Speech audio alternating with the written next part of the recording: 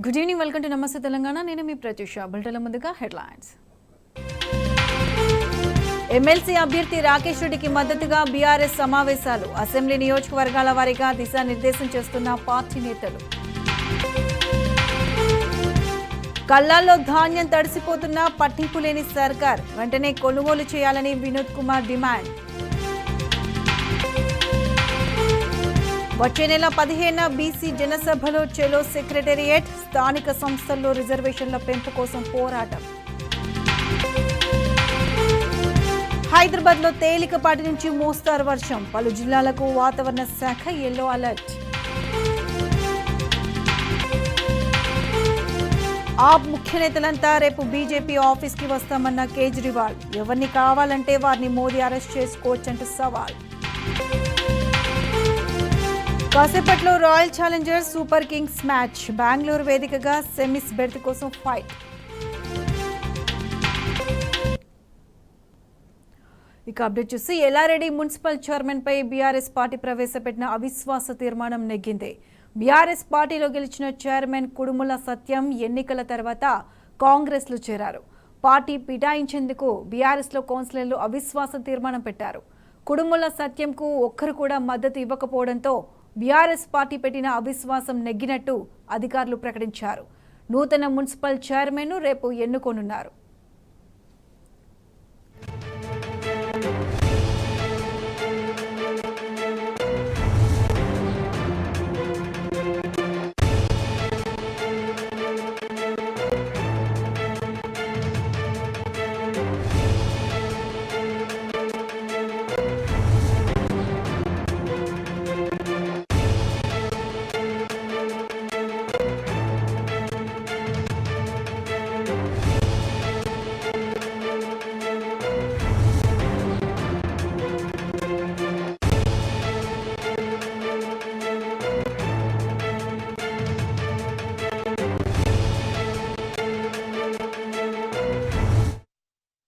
దీనికి సంబంధించి పూర్తి అప్డేట్స్ మా ప్రతినిధి రవీందర్ అందిస్తారు. రవీందర్.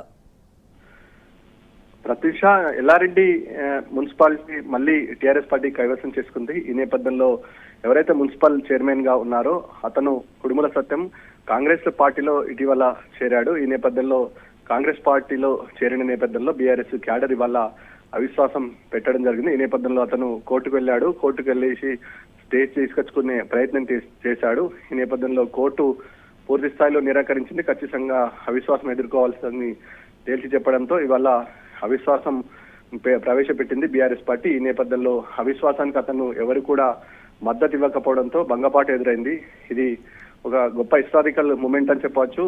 ఇటు కాంగ్రెస్ వ్యవహారం తీరు పట్ల, అదేవిధంగా కాంగ్రెస్ వ్యవహరిస్తున్న తీరు పట్ల ఇటు ప్రజలు, అదేవిధంగా ఇక్కడ ఉన్నటువంటి క్యాడరు పూర్తి స్థాయిలో విసిగి బేసారిపోయింది. గత 5 నెలల నుంచి ఎదుర్కొంటున్న పరిస్థితులను ప్రత్యక్షంగా చూసినటువంటి వారు ఎట్టి పరిస్థితుల్లో కాంగ్రెస్ క్యాడర్ను ఇక మీదట అధికారంలోకి తీసుకొచ్చే పరిస్థితి కనబడతలేదు. ఈ నేపథ్యంలో ఇక్కడ విశ్వాసపాత్రంగా ఉన్నటువంటి బీఆర్ఎస్ 9 మంది కౌన్సిలర్లను కామారెడ్డి జిల్లాలో అందరూ ప్రశంసిస్తున్నారు. పార్టీ కొంతమేరకు కష్టకాలున్న సమయంలో వెన్నుదన్నుగా నిలిచినటువంటి 9 మంది బీఆర్ఎస్ కౌన్సిలర్లను ఇవాళ పార్టీ అప్రిషియేట్ చేస్తుంది. ఈ నేపథ్యంలో ఎన్ని ప్రలోభాలు పెట్టినా అధికార పార్టీగా ఉన్నటువంటి కాంగ్రెస్ పార్టీ అది లొంగకుండా వెన్నుదన్నగా నిలిచి ఉద్యమ నేత, ఆనాటి ముఖ్యమంత్రి, ఈనాటి బీఆర్ఎస్ అధినేతకు బాసడగా నిలిచినటువంటి కౌన్సిలర్లకు, అదేవిధంగా మున్సిపల్ ని మళ్ళీ ఒకసారి కైవసం చేసుకున్నటువంటి ఎల్లారెడ్డి కాన్స్టిట్యున్సీలో ఒక కల్కితురాయిగా మిగిలిపోతుంది. అధికార పార్టీ నిజానికి అనేక ప్రలోభాలు పెట్టింది. 9 మంది కౌన్సిలర్లు క్యాంపు రాజకీయాలకు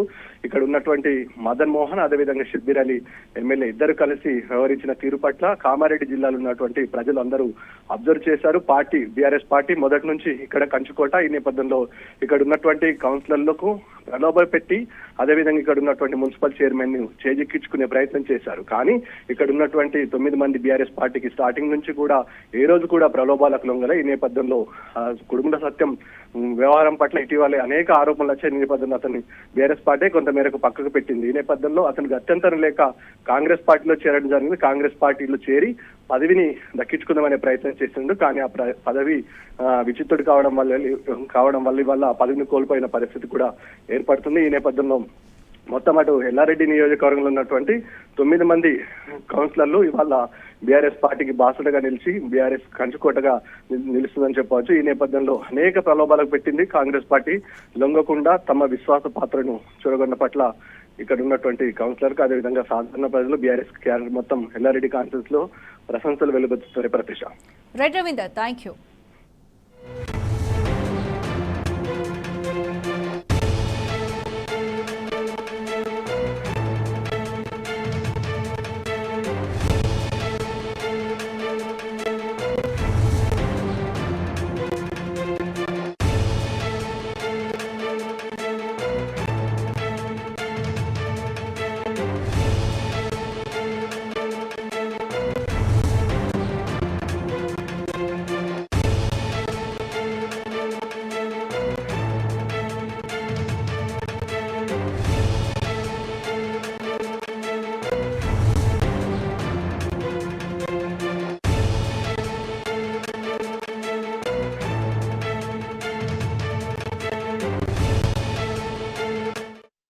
క్యుములో నింబస్ మేఘాల ప్రభావంతో హైదరాబాద్లో వానలు పడుతున్నాయి. భారీ వర్షానికి ఎల్బీనగర్, వనస్థలిపురంలో రోడ్లన్నీ జలమయమయ్యాయి. భారీగా రోడ్లపై నీళ్లు చేరడంతో వాహనదారులు తీవ్ర ఇబ్బందులు పడ్డారు. అటు షేర్లింగంపల్లి, చందనగర్, మియాపూర్లో వర్షం కురిసింది. జేఎన్టీయూ, ఆల్విన్ కాలనీ, నిజాంపేట, కుకట్పల్లి, ఎల్బీనగర్, వనస్థలిపురంతో పాటు మల్కాజ్గిరి, నేరేడ్మెట్లో వాన పడింది. ఉమ్మడి మెదక్ జిల్లాలోని పలు ప్రాంతాల్లో వర్షం పడుతోంది. సంగారెడ్డి జిల్లాలోని పటాన్చెరు, అమీన్పూర్, ఆర్సీపురంలోనూ వాన పడింది. ఇక రాష్ట్రంలోని పలు జిల్లాలకు వాతావరణ శాఖ యెల్లో అలర్ట్ ని జారీ చేసింది.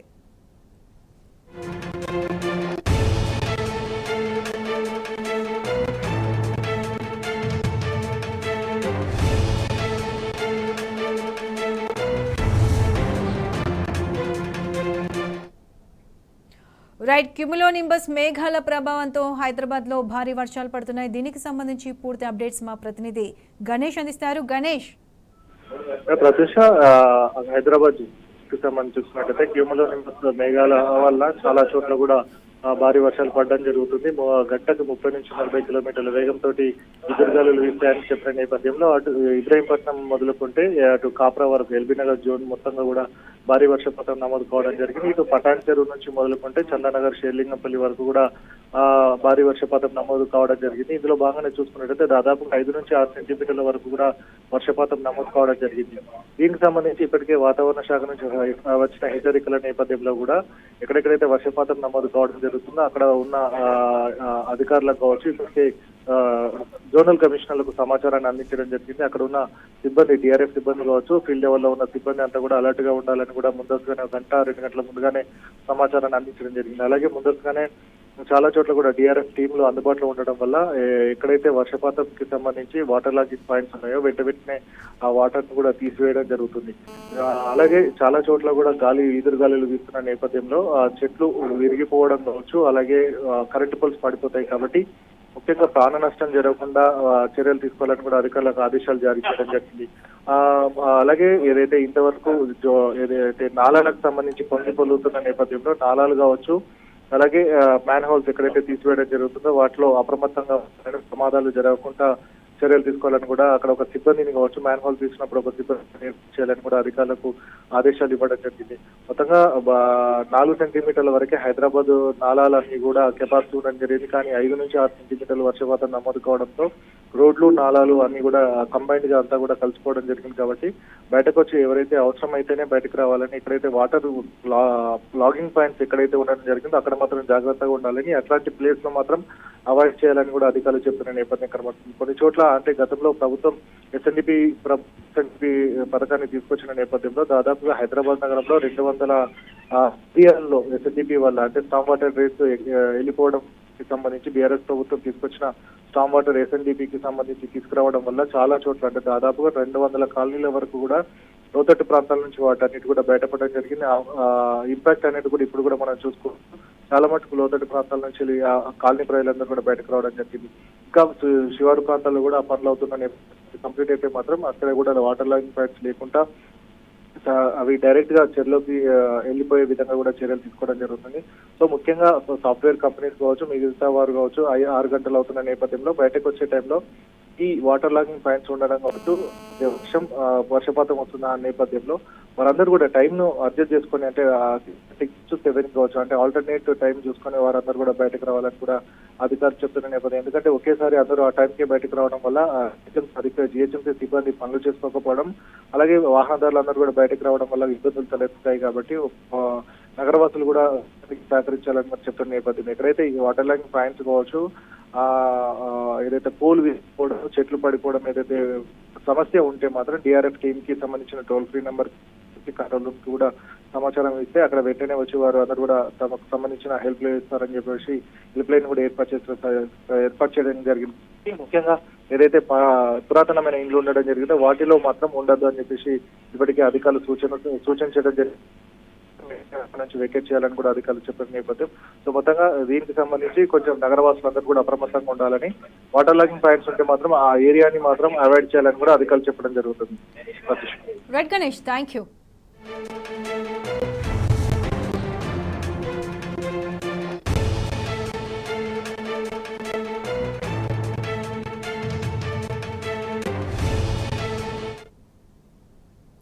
మొన్నటి వరకు సాగునీరు అందక నష్టపోయిన రైతు ఇప్పుడు కురుస్తున్న అకాల వర్షాలతో మరింత ఆగమవుతున్నాడు.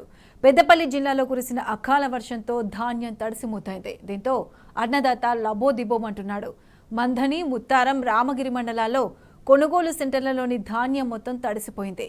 కొనుగోలు కేంద్రాలకు ధాన్యం తీసుకువచ్చి రోజులు గడుస్తున్నా కొనుగోలు చేయడంలో ఆలస్యం కావడంతో తీవ్ర నష్టం వాటిల్లిందని మండిపడుతున్నారు. ప్రభుత్వం తక్షణమే చర్యలు తీసుకుని తడిసిన ప్రతి గింజను తరుగు లేకుండా కొనుగోలు చేయాలని రైతులు డిమాండ్ చేస్తున్నారు.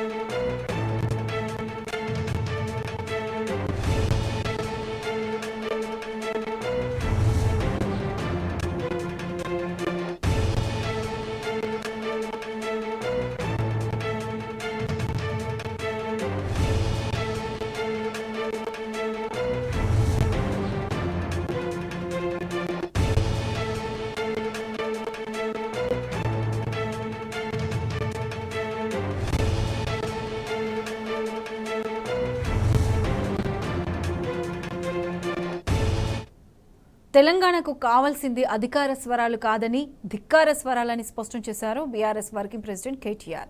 ప్రభుత్వాన్ని ప్రశ్నించే గొంతుకలు అవసరమని కుండబద్దలు కొట్టారు.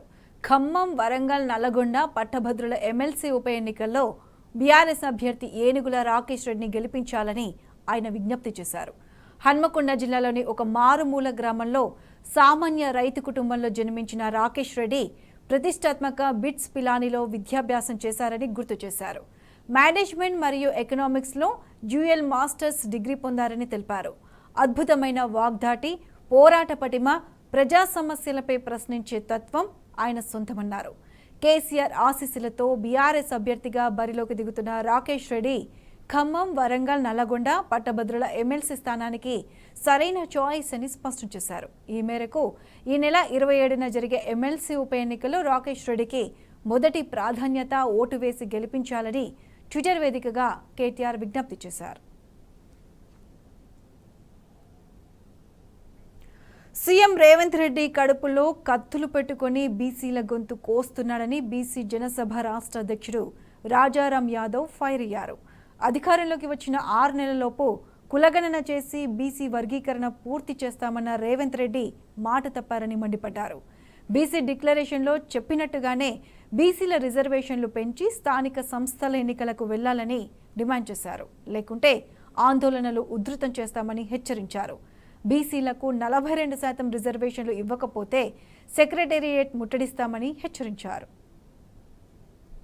ముఖ్యంగా వారం రోజులుగా మరి స్థానిక సంస్థల ఎన్నికలను నిర్వహిస్తామని చెప్పేసి ప్రభుత్వము ప్రయత్నిస్తున్నట్లుగా మరి టీవీలలో, పేపర్లలో వార్తలు వస్తున్న సందర్భం కామారెడ్డి బీసీ డిక్లరేషన్ని రేవంత్ రెడ్డి గారు ఎక్కడైతే మనం పోటీ చేసిండ్రో కామారెడ్డిలో, ఆ ప్రాంతంలో మరి కామారెడ్డి డిక్లరేషన్ చేయడం జరిగింది.